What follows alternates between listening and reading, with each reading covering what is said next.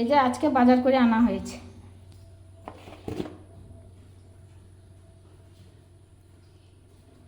এই যে এখানে প্রথমে দেখাচ্ছি উচ্ছে আর বেগুন। বেগুন 1 কিলো, উচ্ছে 500, পেঁয়াজ 1 কিলো। এখানে ডিম 1 পাতা নিয়ে আসা হয়েছে। ডিম 1 পাতা মানে 30টা থাকে। আর এখানে 5 কিলো আটা আছে আশীর্বাদ। আর এখানে আপেল আছে 1.5 কিলো, পেয়ারা আছে 1 কিলো। আর এখানে আছে রুই মাছ 1 কিলো 200। এখানে আছে কাতলা মাছ 800 গ্রাম আছে। আর এখানে আছে মাংস 1.5 কিলো।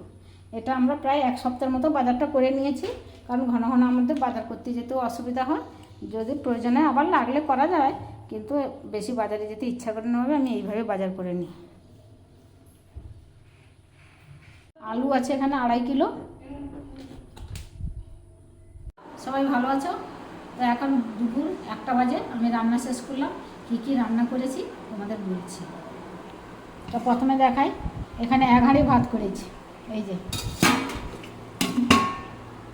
এখানে উচ্ছে সিদ্ধ, এটা রুই মাছের ভাজা, আর এখানে হিংচে, কাঁচকলা, আলু, বেগুন, মাছের তেল দিয়ে চচ্চড়ি, আর এটা আছে ইলিশ মাছের ঝাল, আর এখানে আছে এই যে চিকেন কষা।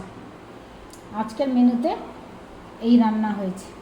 সবাই ভালো থাকবেন, সুস্থ থাকবেন। ব্লগটি আমি এখানেই শেষ করছি।